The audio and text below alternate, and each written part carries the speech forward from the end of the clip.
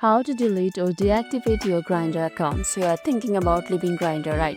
Whether you found who you are looking for, need a break, or just want to clear your digital footprint, I have got you covered. Deleting or deactivating your Grindr account is pretty straightforward.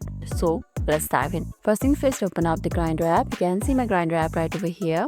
Give it a tap. Once inside, head over to your profile, which is in top left corner over here. Give it a tap, then it will be providing you this type of interface. Now simply scroll down and there you can see an option called setting. Give it a tap, and under the setting you can see an option for deactivate. Tap on it and there you can see having issues with your account, tap support to assist you.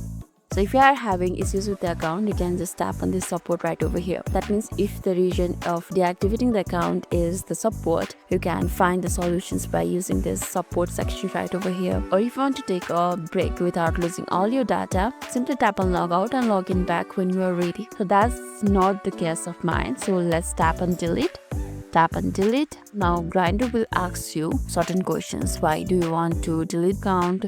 Maybe it's the problem with the functions, if you are unhappy with your experience, or you have an exclusive experience, a relationship, or you want to start over with a new account and others too. Simply tap on the region that you are deleting the account, or you can skip this process too. Let's skip the process.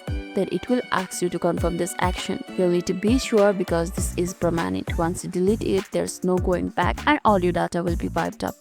So decide what's best for you, delete or log out. As I'm very much stubborn about deleting this account, let's tap on delete right over here. Simply tap on it and again confirm that you will no longer be able to re-register with the Grindr. Simply tap on delete account again and we are done. So just follow these steps and you'll be all set. Easy peasy, right? That's all for today's video. And if this video made your day a little bit easier, don't forget to like and subscribe for more amazing tips. Thanks for watching and I'll be seeing you in the next video.